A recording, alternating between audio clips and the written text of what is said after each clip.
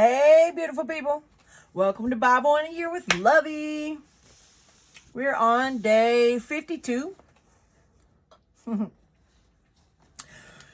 reading the Life Application Study Bible, 3rd edition, New Living Translation, for anybody who's interested in following along. Today, we are starting Numbers. Yay. I'm going to warn y'all in advance. There's going to be stuff in here that I can't pronounce. But for those of you who have been following along, you already know. We're going to get through it anyway. Numbers generally tends to be the place in the Bible where people get discouraged and lose interest. But not us. We're going to read it. We're going to get through it. It's going to be great because it's going to be God. And then, so after we finish, we're going to read 1 and 2, and then we're going to flip over to Mark chapter 3 and read it about halfway through. So, if y'all are ready, let's dive right in. Numbers chapter 1. A year after Israel's departure from Egypt, the Lord spoke to Moses in the tabernacle in the wilderness of Sinai. On the first day of the 2nd month of that year, he said, "From the whole community of Israel, record the names of all the warriors by their clans and families. List all the men 25 years old or older who are able to go to war. You and Aaron must register the troops, and you will be assisted by one family leader from each tribe." Okay. These are the tribes and the names of the leaders who will assist you. Reuben. The tribe of Reuben will be led by Eliezer, son of Shadir. Shadaur. Whatever. Simeon will be led by Shelemiel, son of Zurishaddai. Yep. The tribe of Judah will be led by Nahshon, son of Aminadab. The tribe of Issachar will be led by Nathaniel, son of Zuar. The tribe of Zebulun will be led by Eliab, son of Helon. The tribe of Ephraim, son of Joseph, will be led by Elishama, son of Ammihud. The tribe of Manasseh, son of Joseph, will be led by Gamaliel, son of Pedazur. The tribe of Benjamin will be led by Abidan, son of Gideoni. The tribe of Dan will be led by Ahiezer, son of Ammishaddai. The tribe of Asher will be led by Pagiel, son of Okran. The tribe of Gad will be led by Eliasaph, son of Deuel. The tribe of Naphtali will be led by Ahira, son of Enan. Yep. These are the chosen leaders of the community, the leaders of their ancestral tribes, the heads of the clans of Israel. So Moses and Aaron called together these chosen leaders, and they assembled the whole community of Israel on that very day. All the people were registered according to their ancestry by their clans and families.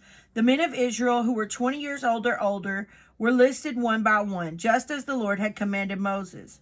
So Moses recorded their names in the wilderness of Sinai. This is the number of men 20 years old or older who are able to go to war, as the names were listed in the records of the clans and their families. The tribe of Reuben, Jacob's oldest son, had 46,500. Simeon had 59,300. Gad had 45,650. Judah had 74,600. Issachar had 54,400. Zebulun had 54,400. Ephraim, son of Joseph. Wait, I was wrong. Zebulun had 57,400.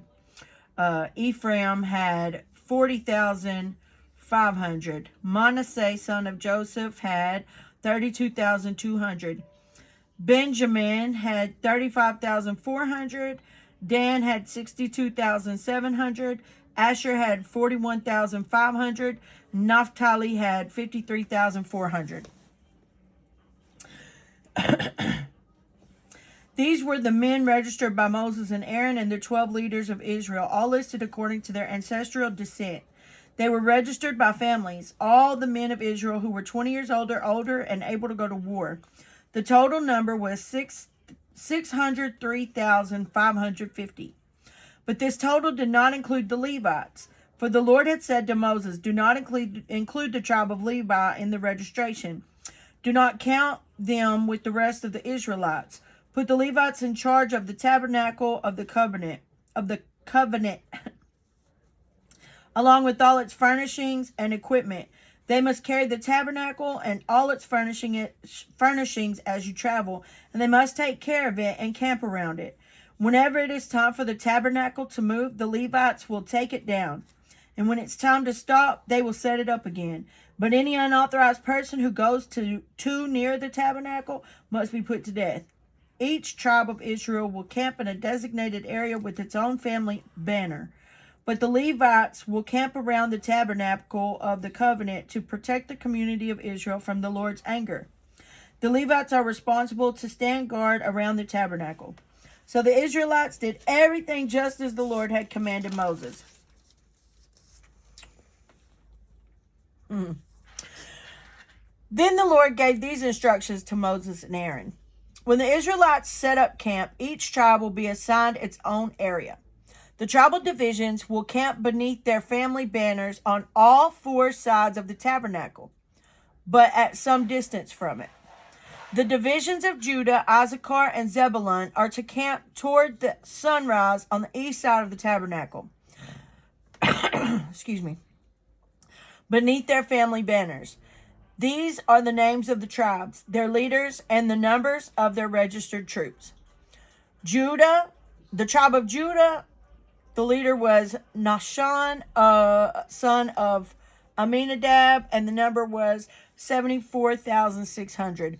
The tribe of Issachar, whose leader was Nathaniel, son of Zuar, their number was 64,400. The tribe of Zebulun, whose leader was Eliab, son of Helon, and their number was 57,400. So the total of all the troops on Judah's side of the camp is 186,400. These three tribes are to lead the way whenever the Israelites travel to a new campsite. The divisions of Reuben, Simeon, and Gad are to camp on the south side of the tabernacle beneath their family banners. These are the names of the tribes, their leaders, and the numbers of their registered troops. The tribe of Reuben, whose leader was Elazar, son of Shaduar, whatever. Their number was 46,500. The tribe of Simeon, whose leader was Shalumiel, son of Zurishaddai, whose number was 59,300, and the tribe of Gad, whose leader was Eliasaph, son of Deuel, and their number was 45,650. So the total of all the troops on Reuben's side of the camp was 151,450. These three tribes will be second in line whenever the Israelites travel. When the tabernacle carried by the Levites will set out from the middle of the camp.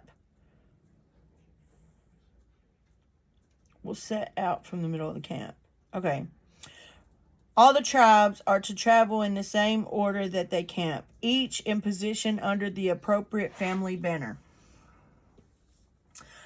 The divisions of Ephraim, Manasseh, and Benjamin are to camp on the west side of the tabernacle beneath their family banners. These are the names of their tribes, their leaders, and the numbers of their registered troops. The tribe of Ephraim is led by Elishama, son of Ammihud, and their number is 40,500. The tribe of Manasseh, whose leader is Gamaliel, son of Pedazur. Their number is 32,200. And the tribe of Benjamin, whose leader is Abidan of Gideoni, and their number is 35,400. So the total of all the troops on Ephraim's side of the camp is 108,100. These three tribes will be third in line whenever the Israelites travel. The divisions of Dan, Asher, and Naphtali are to camp on the north side of the tabernacle beneath their family banners. These are the names of their tribes, their leaders, and the numbers of their registered troops. The tribe of Dan was led by Ahiezer,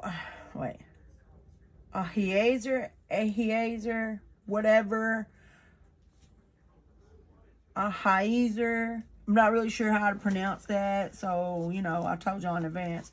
Son of Ammishaddai, and their number is 32,700. Asher is from the tribe of Asher's, whose leader is Pagiel, son of Okran, and the number is 41,500. And the tribe of Naphtali, whose leader is Ahira, son of Enan, and their number is 53,400. So the total of all the troops on Dan's side of the camp is 157,600. These three tribes will be last, marching under their banners whenever the Israelites travel. In summary, the troops of Israel listed by their families totaled 603,550. But as the Lord had commanded, the Levites were not included in this registration. So the people of Israel did everything as the Lord had commanded Moses. Each clan and family set up camp and marched under their banners exactly as the Lord had instructed them. Okay, so that's all of Numbers for today. We're just on 1 and 2. And that's that. That's, God is very specific. He wants things done a certain way. Everything is in a certain order, and it's exactly as God said it was supposed to be. Now let's flip over to Mark chapter 3. We're going to read 1 through 19 today. So if y'all are ready, Mark chapter 3. Here we go. Jesus went into the synagogue again and noticed a man with a deformed hand. Since it was the Sabbath, Jesus' enemies watched him closely. If he healed the man's hand, they planned to accuse him of working on the Sabbath. Jesus said to the man with the deformed hand, "Come and stand in front of everyone." Then he turned to his critics and asked, "Does the law permit good deeds on the Sabbath, or is it a day for doing evil? Is this a day to save life or to destroy it?" But they wouldn't answer him. He looked around at them angrily and was deeply saddened by their hard hearts. Then he said to the man, "Hold your hand out."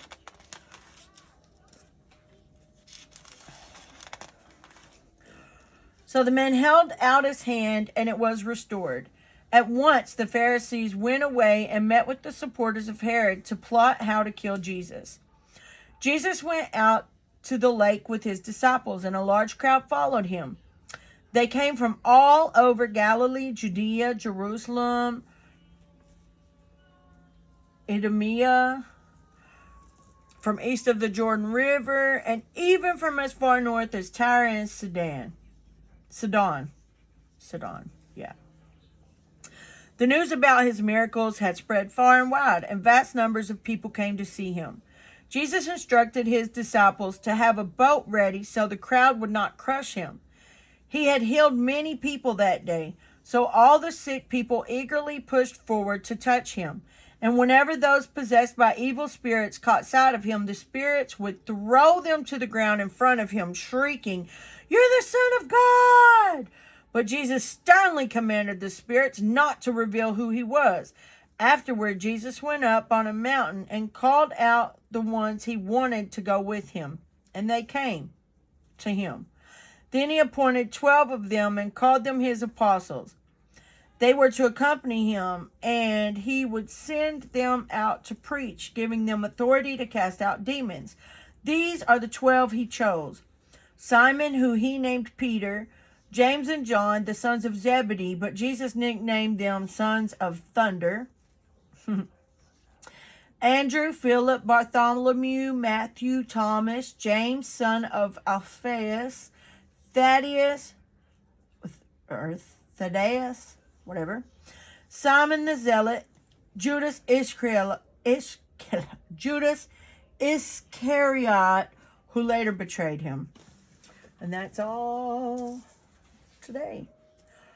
So,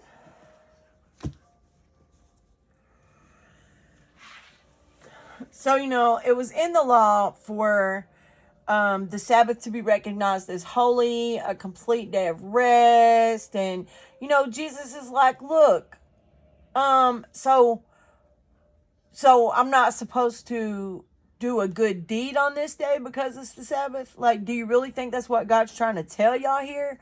And the Pharisees, they just couldn't handle it. They just couldn't handle that Jesus was there, and they could see the authority that he had, and they didn't understand it because he did things so different. Like, you can't put Jesus in a box, and that's what they try to do. They really just want to put the Son of God in a box. Like, it's just not going to happen.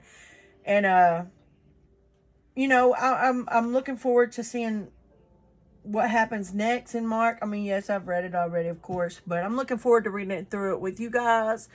I